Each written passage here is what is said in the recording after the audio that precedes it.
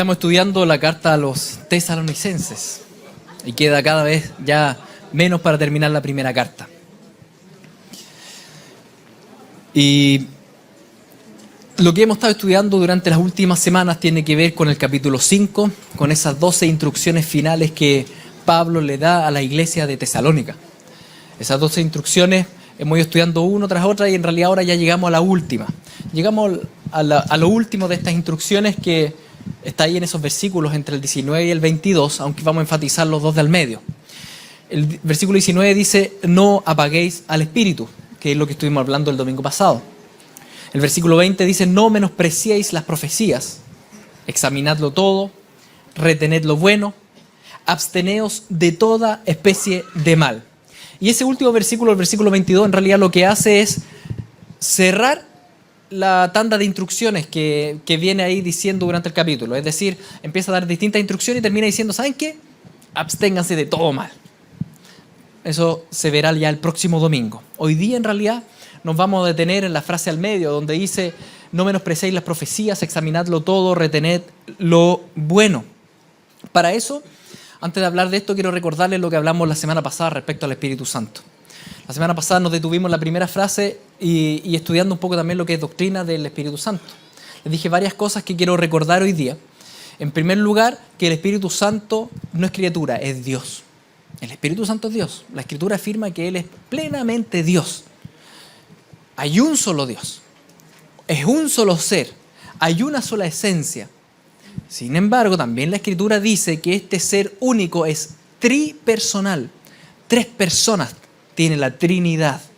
Dios Padre, Hijo y Espíritu Santo. Si bien Dios es un solo ser, también es 3 personas. Y cuando hablamos personas no nos referimos a seres humanos, sino que nos referimos a que tanto el Padre, el Hijo como el Espíritu Santo tienen pensamientos, emociones, voluntad.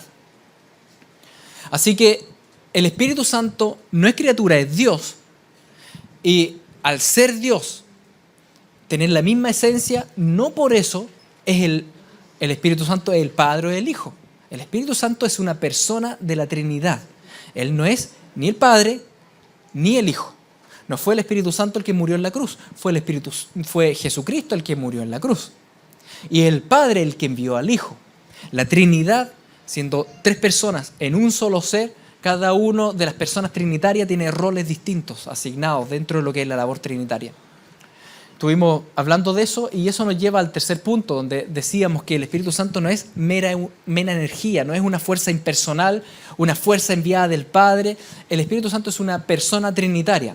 Por tanto, cuando en el pasaje decía no apaguen el Espíritu, no tenemos que imaginarlo como una energía que se disipa, sino que más bien como una persona que no le prestamos atención. Y por eso el ejemplo que yo daba era el ejemplo matrimonial del cónyuge, ¿se acuerdan? Entonces, el Espíritu Santo, al no ser una mera fuerza impersonal, sino que una persona trinitaria, debemos entender que tiene roles trinitarios con respecto a nosotros y la salvación.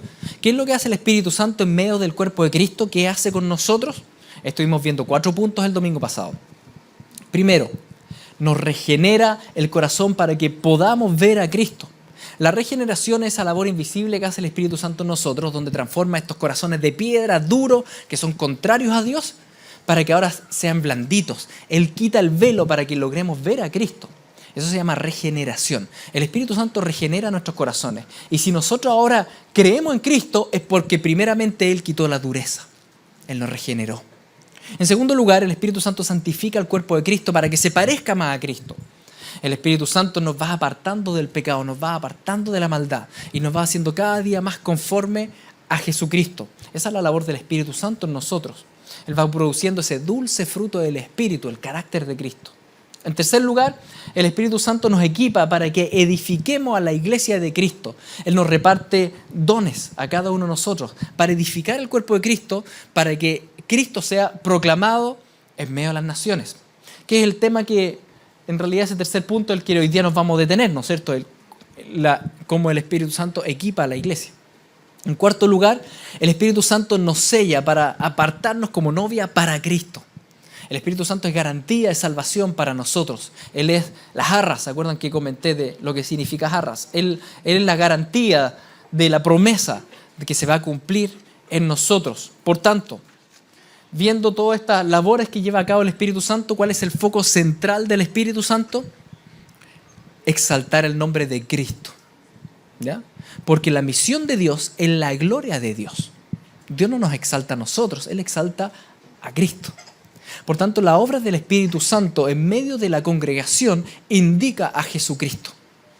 ¿Y por qué insisto en esto? Porque a veces, de alguna forma, uno tal vez va a alguna reunión, a algún lugar y hay manifestaciones de poder y distintas cosas, incluso sanidades, milagros.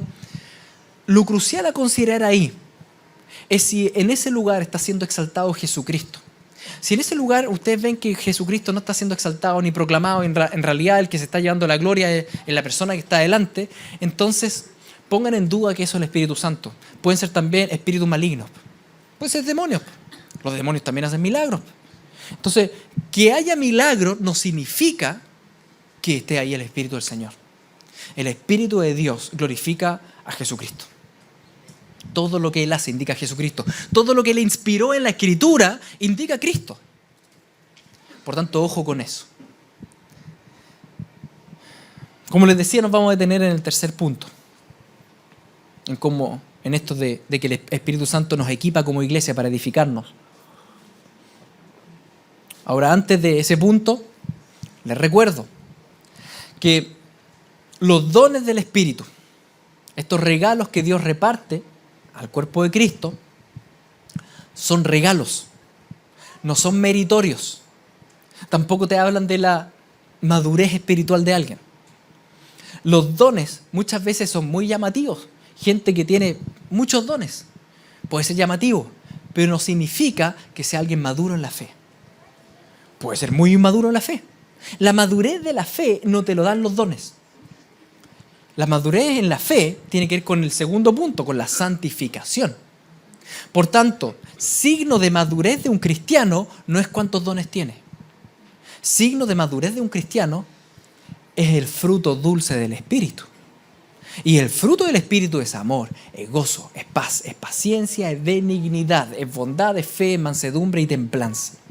Por tanto, cuando vemos a alguien que de repente puede tener muchos dones, inmediatamente la gente empieza probablemente a seguir a esa persona y todo, pero puede ser que sea muy inmadura, que tenga muy poco amor, que tenga muy poca templanza, muy poca paciencia.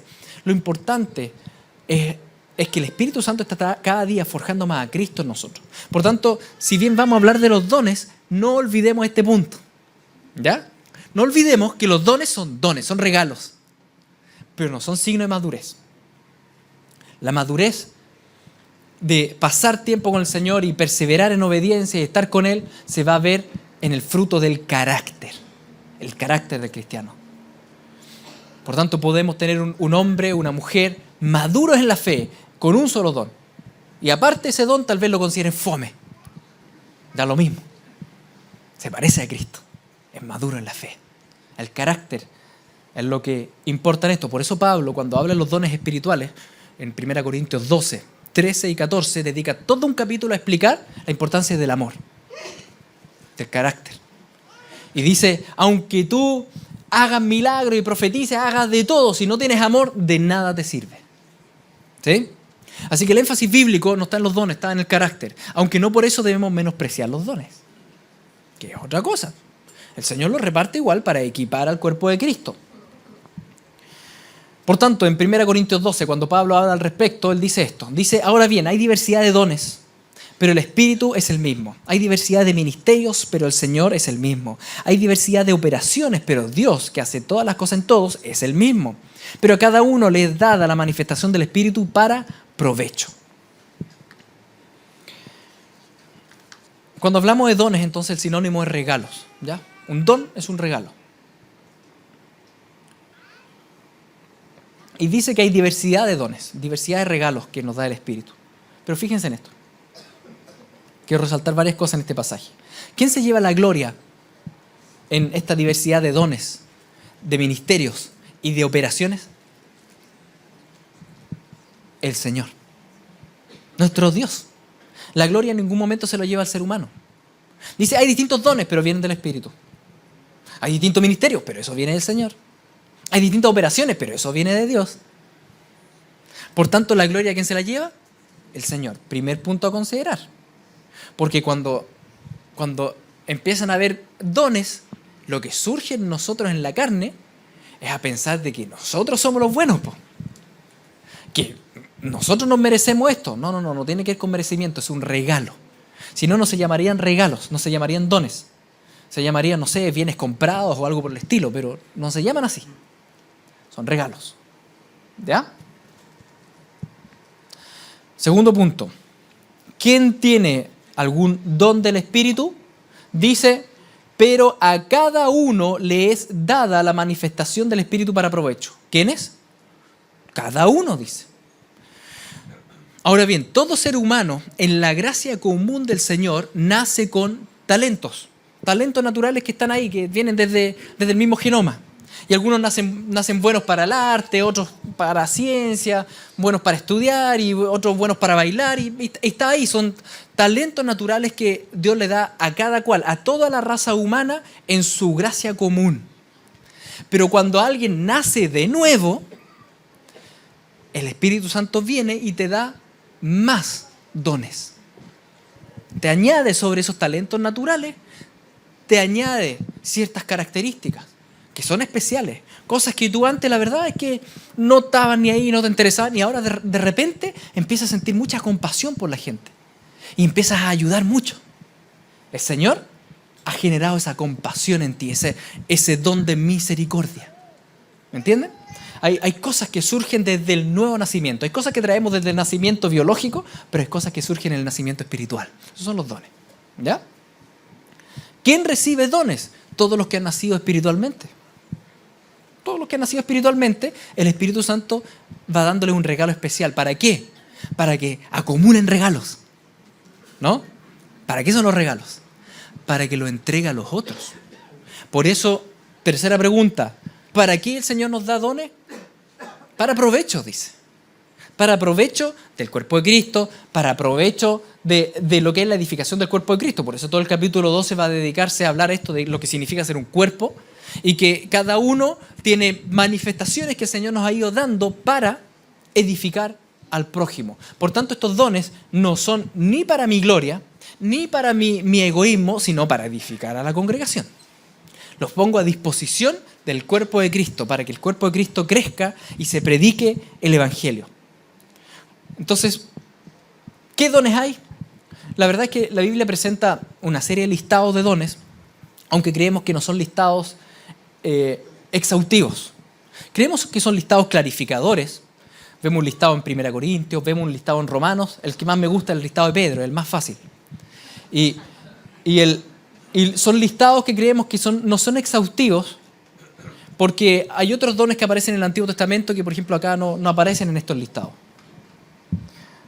Me gusta el de Pedro, porque Pedro, como pescador, él separa los dones en dos grupos nomás.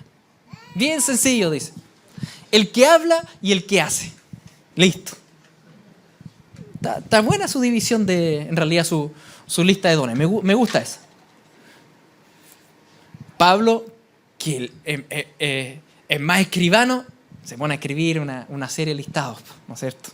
Entonces, ahí en Corintios dice, mira, hay palabra de sabiduría o palabra de conocimiento, hay fe, sanidad, milagros, profecía, discernimiento de espíritu, hablar en lengua, interpretar lengua, profecía, servicio, enseñanza, exhortar, repartir con generosidad, presidir o dirigir y tener misericordia. Y empieza a mencionar muchas cosas que el Espíritu Santo va obrando en medio de nosotros para bendición del cuerpo de Cristo. Pedro dice, bueno, el que habla y el que sirve. Algo puso el Señor en ti. Algunos más hablan, otros más sirven. Bueno, el Señor todo eso lo va ocupando para edificar al cuerpo de Cristo. ¿En qué me quiero detener? Bueno, en lo que estamos estudiando en Tesalonicenses, en profecía. Cuando dice ahí el don de profecía.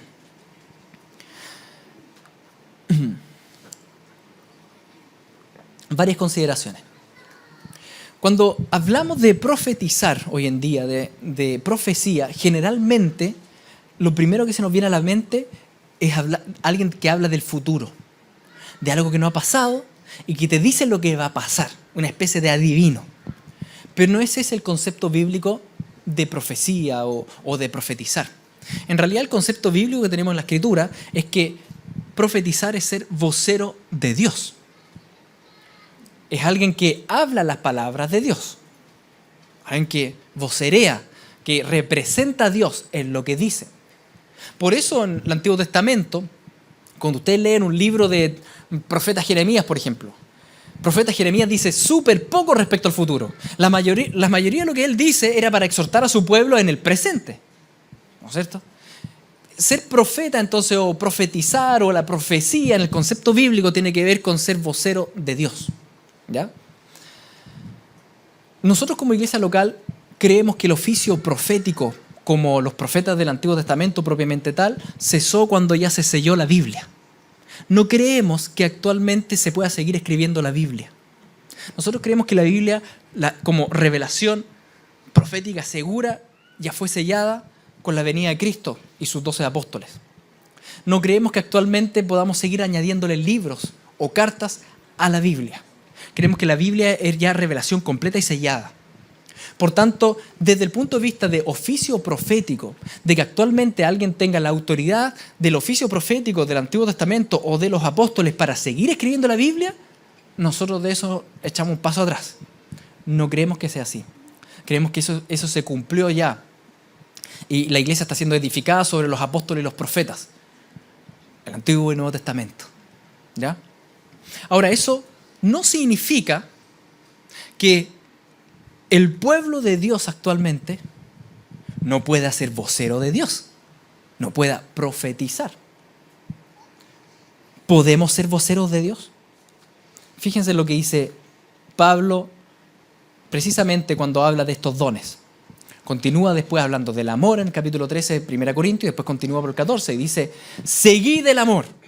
Eso es lo primordial, dice. Lo importante acá es el fruto del Espíritu, pero ya que estamos hablando de dones, ya, sigan el amor y después dice, procurad los dones espirituales, pero sobre todo que profeticéis.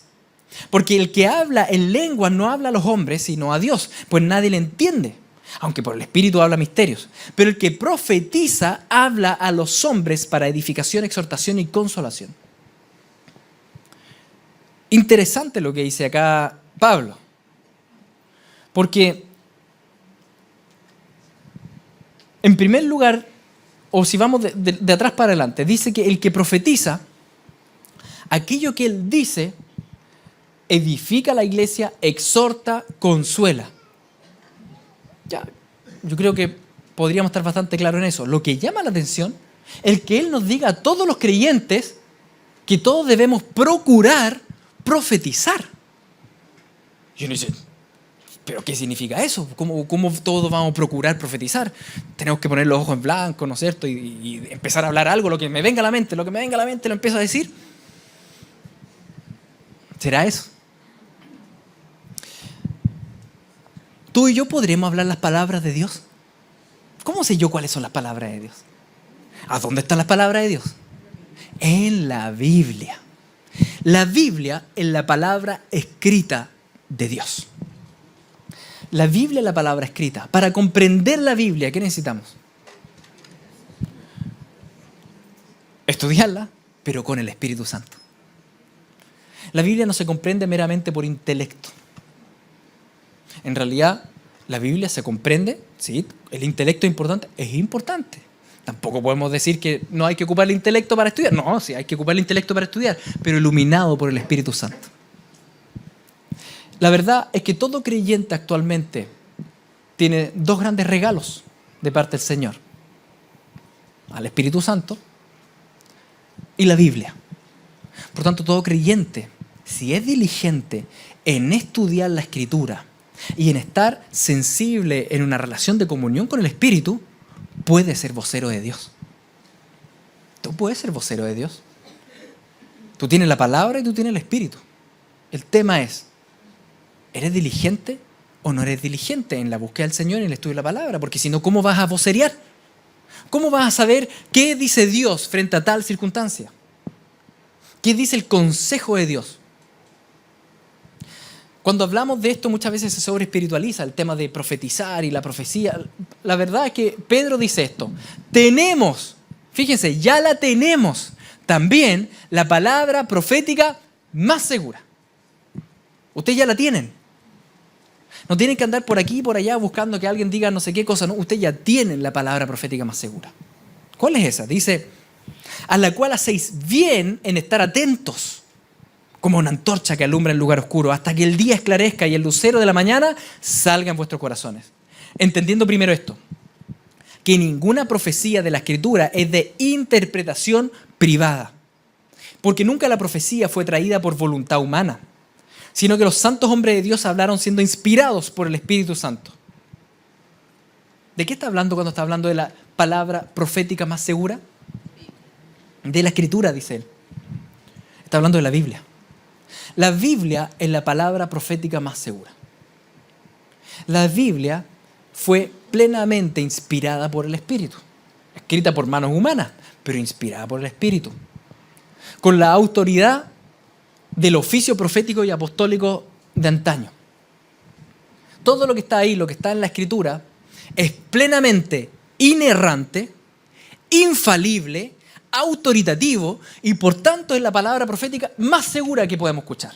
Ahí están escritas las palabras de Dios. Esa palabra de Dios, la Biblia, no es de interpretación privada, dice ahí. Fíjense qué interesante. La Biblia no es de interpretación privada. Cuando hablamos de interpretación privada es esto. Leemos un texto y empezamos a preguntar, ¿y qué piensas tú de esto? Yo creo que este texto dice esto. Y tú, no, yo pienso que dice este otro. Y el tercero dice, no, yo pienso que dice este otro. Y cada uno se queda con su propia opinión de lo que dice la Biblia. Eso es la interpretación privada. La Biblia no es de interpretación privada porque tiene un autor. Y el autor algo quiso decir. Entonces, para poder entender lo que el autor quiso decir, se necesitan dos cosas. En primer lugar, tener al autor en nuestro corazón, al Espíritu Santo, para entender. Por otro lado, hay que estudiar lo que está ahí escrito. Hay que esmerarse y esforzarse en comprender todo el consejo de Dios. Ahora, si solo estudio y no tengo el Espíritu, voy a llegar a conclusiones erradas. Por otro lado, tampoco basta solamente con tener el Espíritu y no leer nunca la Biblia. ¿Y cómo voy a saber entonces? Tengo que estudiarla. Esto va de la mano. Debemos procurar profetizar. Debemos todos procurar ser voceros de Dios en todas las circunstancias en las que vivimos. Entonces, debemos tomar esta palabra profética más segura que es la Escritura, estudiarla guiados por el Espíritu Santo. Y si tal vez estoy medio perdido, no entiendo, bueno, métase a grupos de estudios bíblicos, grupos pequeños, estudiemos juntos la Escritura. La palabra profética más segura, la Biblia, no es de interpretación privada. El Espíritu Santo nos guía y la Biblia misma, cuando uno lo va leyendo, se da cuenta que la Biblia se interpreta a sí misma. No soy yo el que le añade la interpretación.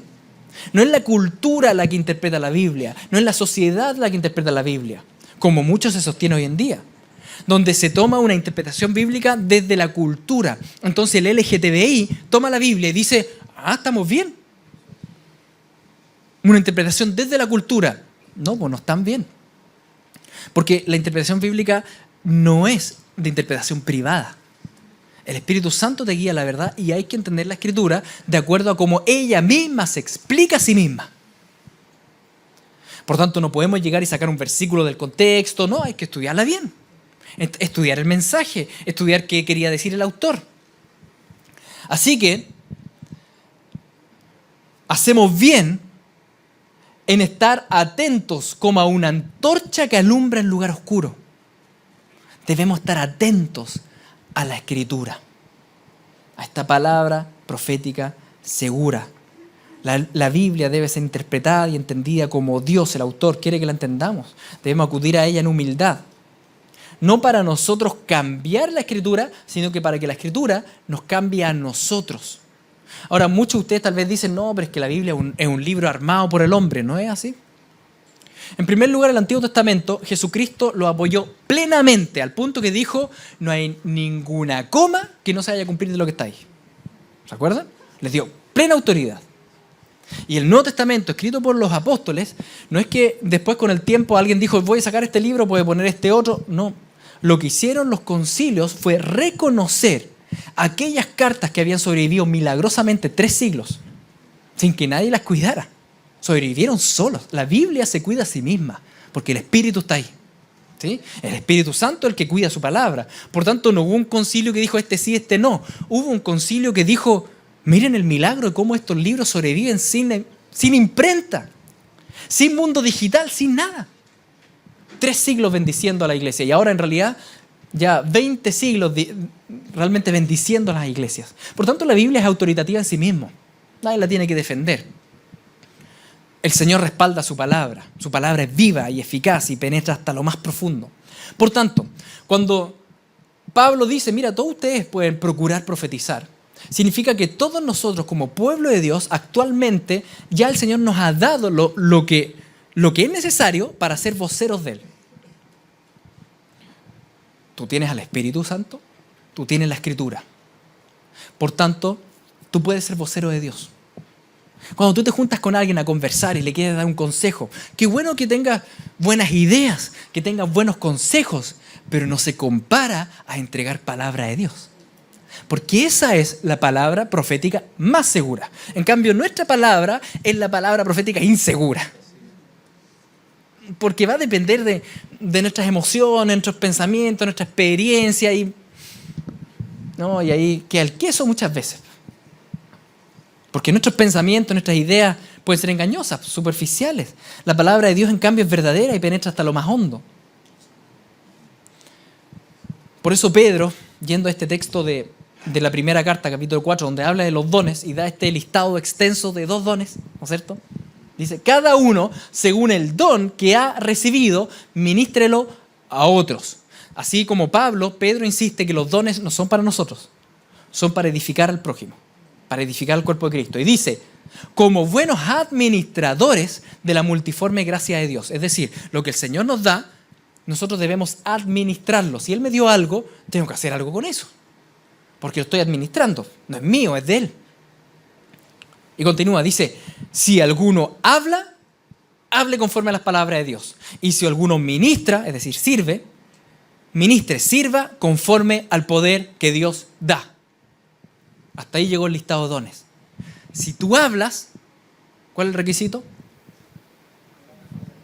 Habla conforme a las palabras de Dios, po. No conforme a tus palabras, conforme a las palabras de Dios. Porque si no, no estás vocereando a Dios, te estás vocereando a ti mismo. Habla conforme a las palabras de Dios. Punto 1. Si sirves, sirve con el poder, la fuerza de Dios. ¿Por qué? ¿Por qué no puedo dar? Si yo también tengo una buena experiencia y lo que pasa es que yo viví exactamente lo que tú estás viviendo. Yo sé lo que tú tenés que hacer. Mira, lo que tú tenés que hacer, porque yo tengo la experiencia de vida. Sí, mira, pueden ser buenos consejos. Pero ¿quién se va a llevar la gloria ahí? Nosotros. ¿Dice el objetivo de la edificación del cuerpo de Cristo? Por eso, fíjense cómo continúa Pedro. Dice, si ustedes van a hablar, hablen las palabras de Dios. Y continúa, dice, ¿por qué? Para que en todo sea Dios glorificado por Jesucristo, a quien pertenece la gloria y el imperio por los siglos de los siglos. Amén. La gloria no nos pertenece, le pertenece a Él. Por tanto, no tenemos por qué hablar nuestras palabras, hablemos las suyas, porque la gloria es de Él. No solo hablemos sus palabras porque las suyas son buenas, las de nosotros no, sino también hablemos sus palabras porque de esa manera lo glorificamos a Él. Decimos, mira, la verdad es que yo tengo hartas cosas que decirte, pero mejor te voy a decir las palabras de Jesús.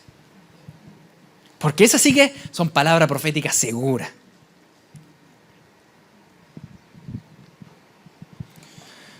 Entendiendo esto, volvemos a Tesalonicenses.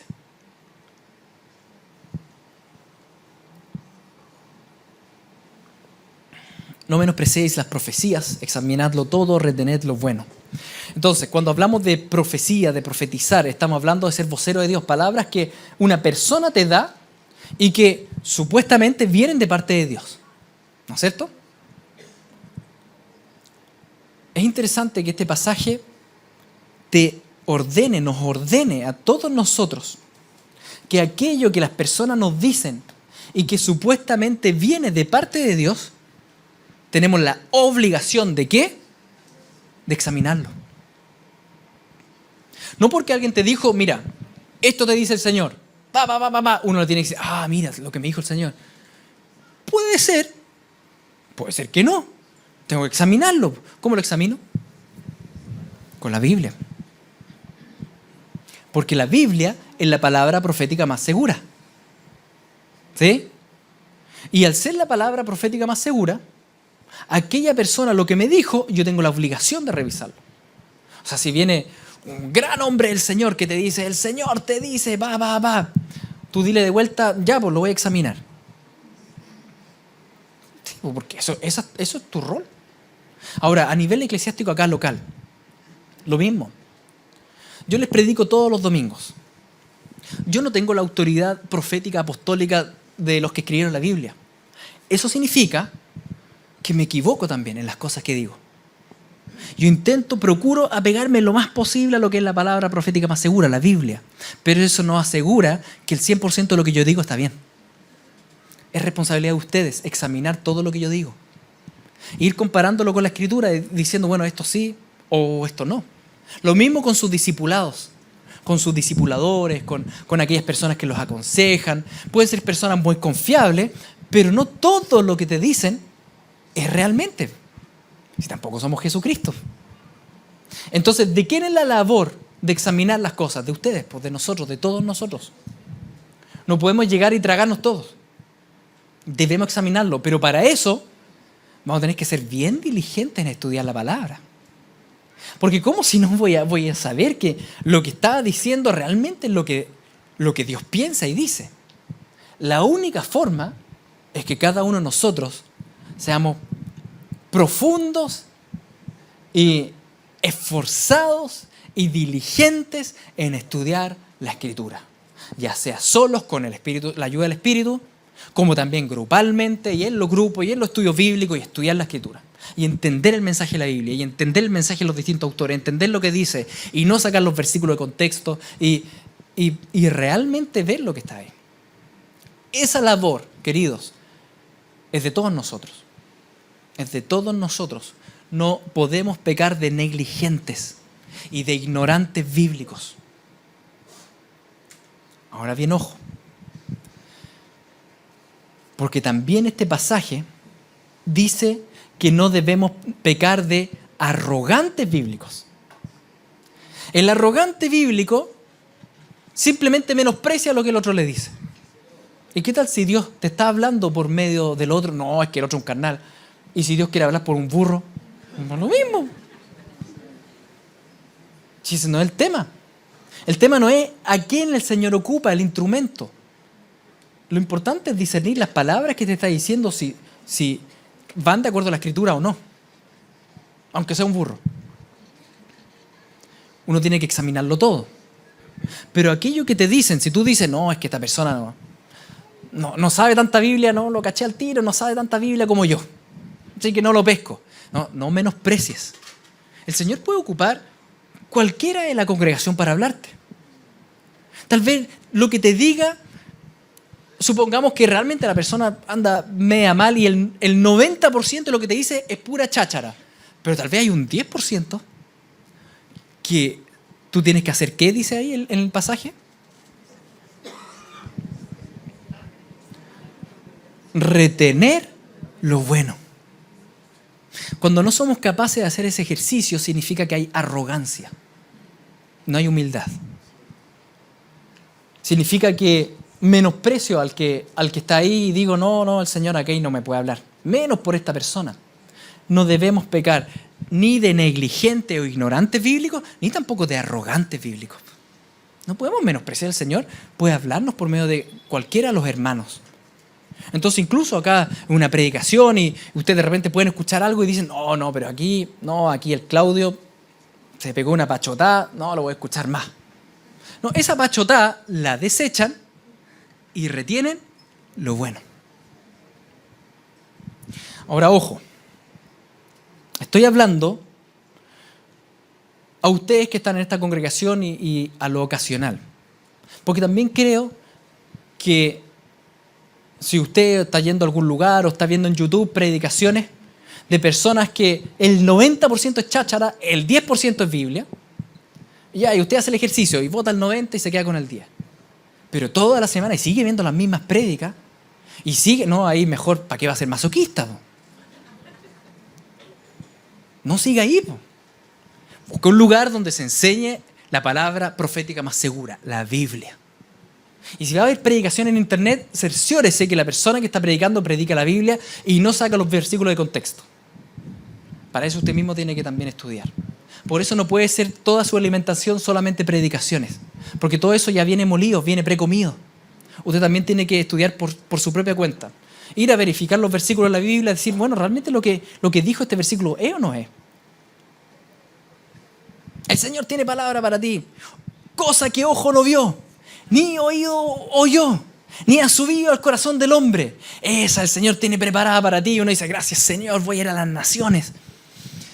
Miren, la verdad es que ese texto en 1 Corintios te habla de que esas cosas que ojo no vio, ni habían subido al corazón del hombre, es Cristo, que ya vino.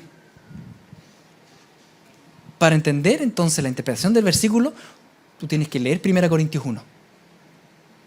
Porque eso ya lo tenemos. De hecho, el versículo que sigue ese versículo dice, el Espíritu ya te lo ha revelado. Entonces, no pequemos de ignorantes y negligentes bíblicos. Tampoco pequemos de arrogantes. El Señor nos puede hablar por medio de cualquier hermano. No menosprecia las palabras de tus hermanos. Aunque sepan menos Biblia que tú, aunque su discurso presente grandes falencias, no menosprecies. Tú haz la labor que tienes que hacer. Examinar lo que te dice, votar lo que está de más, de acuerdo a la palabra, no lo que no te gusta. No estoy hablando de lo que te gusta o no te gusta. Estoy hablando que filtres con la Escritura. Y si aparece ahí en la Escritura y está bien interpretado, a pesar de que no te gusta, te lo comes. Porque la palabra profética más segura. No menosprecies las profecías. No menosprecies el que otras personas te hablen de parte de Dios. Pero eso examínalo. Examínalo. Vota lo que está de más. Retén lo bueno. Y lo bueno es lo que está en la Biblia, lo que está en la Escritura. Estas cosas de no sé, te profetizo que te vas a casar y te tienes que casar con tal persona, ni lo pesque. Vas a ser millonario en el reino de los cielos. Son cosas, no se atemorice porque alguien le dice, el Señor te dice. Usted dígale, no, si sé lo que el Señor me dice. Dale nomás. Porque voy a cachar de lo que tú me decís, lo que es del Señor y lo que no. Porque he estudiado la Biblia. ¿Me entienden? No lo menosprecie, examínalo, retén lo bueno. Retén lo bueno. Así que para cerrar,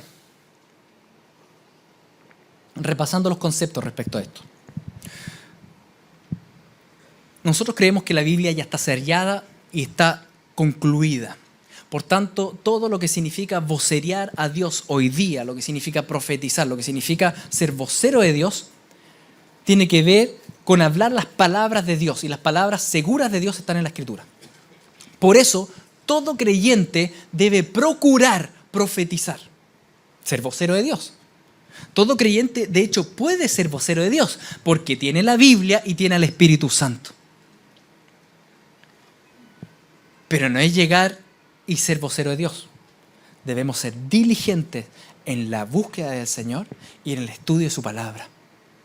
Para realmente cerciorarnos que lo que está saliendo de nuestra boca es palabra de Dios y no es palabra mía, engañosa del corazón y de mis pensamientos, que es lo primero que me vino a la mente. No es así. Tenemos que poner ojo con eso. Debemos examinar todo lo que nos dicen, aunque sea una persona confiable o sea una persona poco confiable. Si es una persona confiable, examina igual. Y si es una persona poco confiable, no lo menosprecie, examina igual. Retenga lo bueno, aunque sea poquito. Ahora ponga mucho ojo, son tiempos peligrosos.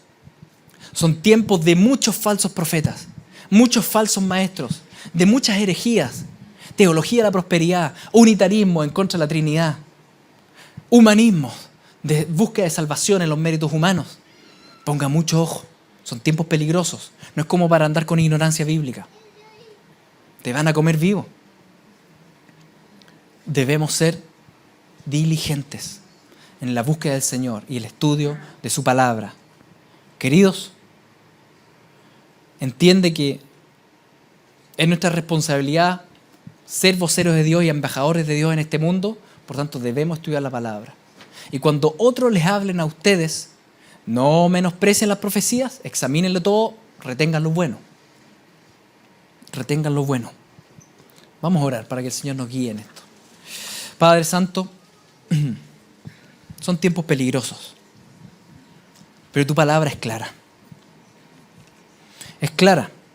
Tu palabra es clara porque es la palabra profética más segura.